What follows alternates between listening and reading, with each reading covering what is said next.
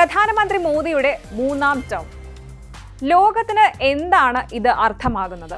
ലോകശക്തികളുടെ മുകൾ തട്ടിലേക്ക് കയറാൻ വേണ്ടത്ര ശക്തമല്ലാത്ത ഒരു ഇന്ത്യ ഉണ്ടായിരുന്നു.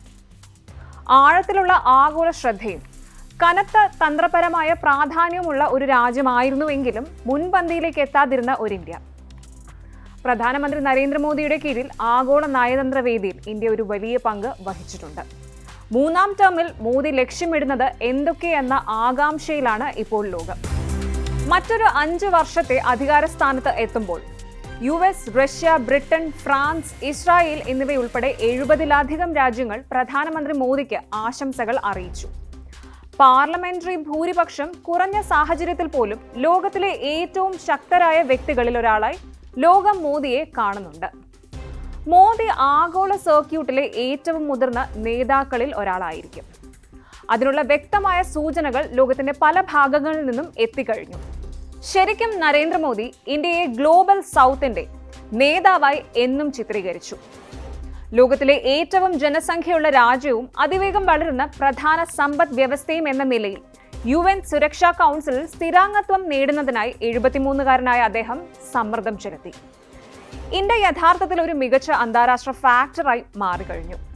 ലോകത്തിലെ ഏറ്റവും വേഗതയേറിയ നിരക്കുകളിൽ ഒന്നായി വളരുന്ന അഞ്ചാമത്തെ വലിയ സമ്പദ് വ്യവസ്ഥയാണ് ഇന്ന് ഇന്ത്യ. അതിവേഗം വികസിക്കുന്ന സാങ്കേതിക ശക്തികളിൽ ഒന്നാണ് ഇന്ത്യ. കൂടാതെ കഴിഞ്ഞ വർഷം ചാന്ദ്ര ലാൻഡിങ്ങിന് ശേഷം ഇന്ത്യ ഇപ്പോൾ ഒരു ഔപചാരിക ബഹിരാകാശ ശക്തി കൂടിയാണ്. ഈ നേട്ടങ്ങൾ പ്രയോജനപ്പെടുത്താനും ലോകത്തിന്റെ അധികാര ശ്രേണിയിലേക്ക് ഇന്ത്യയുടെ കുതിപ്പ് ശക്തമാക്കാനും മോദി എന്നും മുൻഗണന നൽകുന്നു. US, UAE, ഇസ്രായേൽ എന്നിവയുമായുള്ള പുതിയ ക്വാഡ് ക്രമീകരണം മുതൽ അഭിമാനകരമായ മിസൈൽ ടെക്നോളജി കൺട്രോൾ റെജീം വരെ ആഗോള ഫോറങ്ങളുടെ ഒരു നിരയിൽ അദ്ദേഹം അംഗത്വം നേടിയിട്ടുണ്ട്. ഇൻഡോ പസഫിക് പങ്കാളികൾക്ക് ആയുധ വിൽപ്പന വർദ്ധിപ്പിച്ചു. മിസൈലുകളും കടൽ കൊള്ളകളും ലക്ഷ്യമിടുന്ന കപ്പലുകളെ സംരക്ഷിക്കാനും സഹായിക്കാനും മിഡിൽ ഈസ്റ്റിൽ നാവിക ശക്തി പ്രദർശിപ്പിച്ചുകൊണ്ട് മോദി ഇന്ത്യയുടെ നെറ്റ് സെക്യൂരിറ്റി പ്രൊവൈഡർ എന്ന പദവി ഉറപ്പിച്ചു കഴിഞ്ഞു. ഏഷ്യ പസഫിക് മേഖലയിൽ ചൈനയെ നേരിടാൻ അമേരിക്ക, ജപ്പാൻ, ഓസ്ട്രേലിയ എന്നിവയുമായുള്ള ക്വാഡ് ഗ്രൂപ്പിന്റെ ഭാഗമാണ് ഇന്ന് ഇന്ത്യ. ഫെബ്രുവരിയിൽ വാഷിംഗ്ടൺ $4 ബില്യൺ അത്യാധുനിക ഡ്രോണുകൾ ഇന്ത്യക്ക് വിൽക്കാൻ അംഗീകാരം നൽകി കഴിഞ്ഞു.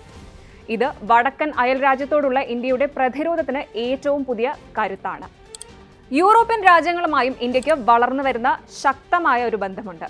കൂടാതെ റഫേൽ യുദ്ധവിമാനങ്ങളുടെയും സ്കോർപിയൻ ക്ലാസ് സബ്മറൈനുകളുടെയും വിൽപ്പന ഉൾപ്പെടെ ഫ്രാൻസുമായി കോടിക്കണക്കിന് ഡോളറിന്റെ പ്രതിരോധ ഇടപാടുകൾ വികസിപ്പിക്കുമെന്ന് പ്രതീക്ഷിക്കുന്നുമുണ്ട്.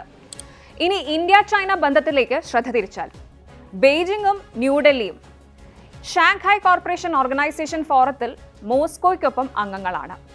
എന്നാൽ 2020-ൽ ലോകത്തിലെ ഏറ്റവും ജനസംഖ്യയുള്ള 2 രാജ്യങ്ങൾ ഇന്ത്യയും ചൈനയും ഇവർ തമ്മിലുള്ള ബന്ധം അവരുടെ 3500 കിലോമീറ്റർ അതിർത്തിയിൽ ഉയർന്ന ഏറ്റുമുട്ടലിൽ തലകീഴായി മറിയുകയായിരുന്നു.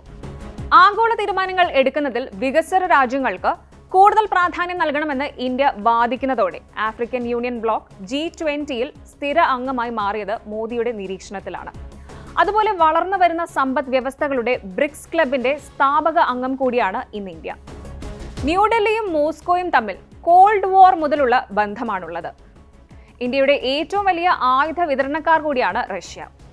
യുക്രൈനിലെ റഷ്യയുടെ അധിനിവേശത്തിനെതിരായ വ്യക്തമായ വിമർശനങ്ങളിൽ നിന്ന് ന്യൂഡൽഹി ഒഴിഞ്ഞുമാറി. മോസ്കോയെ അപലപിക്കുന്ന UN പ്രമേയങ്ങളിൽ നിന്ന് വിട്ടുനിന്നു. അതേസമയം റഷ്യയുടെ ക്രൂഡ് ഓയിൽ വിതരണം വെട്ടിക്കുറച്ചു. ഇസ്ലാമാബാദിലെ അതിർത്തി കടന്നുള്ള ഭീകരവാദം ആരോപിച്ച് എതിരാളികളായ പാകിസ്ഥാനുമായി ഇടപഴകാൻ മോദി സർക്കാർ എന്നും വിസമ്മതിച്ചു. 1947-ൽ ഉപഭൂഖണ്ഡത്തിന്റെ വിഭജനത്തിൽ നിന്ന് വേർപെട്ടതിനു ശേഷം ഇരു രാജ്യങ്ങളും നിരവധി ഏറ്റുമുട്ടലുകൾ നടത്തിയിട്ടുണ്ട്. സംഘർഷങ്ങളുടെ കേന്ദ്രമായി കാശ്മീർ മാറിയതും ഇതോടൊപ്പം ചേർത്ത് വയ്ക്കേണ്ടതാണ്. 2015-ൽ മോദി പാക് നഗരമായ ലാഹോറിൽ അപ്രതീക്ഷിത സന്ദർശനം നടത്തിയെങ്കിലും 2019-ൽ ബന്ധം വീണ്ടും വഷളായി. എന്തായാലും ഇന്ത്യയെ വിശ്വഗുരു ആക്കുമെന്ന് മോദി പ്രതിജ്ഞ ചെയ്യുന്നുണ്ട്. മാറിക്കൊണ്ടിരിക്കുന്ന ലോകത്ത് മികച്ച നേതൃത്വത്തെ ഉയർത്തിക്കാട്ടുമ്പോൾ വളർന്നു വരുന്ന ഒരു ശക്തിക്ക് അതിന്റെ സ്ഥാപക ഫോറിൻ പോളിസികളിൽ എങ്ങനെ ഉറച്ചു നിൽക്കാമെന്ന് പഠിപ്പിക്കാൻ ഇന്ത്യ ശ്രമിക്കുമെന്ന് തന്നെ വിശ്വസിക്കാം. ജയ് ഹിന്ദ്.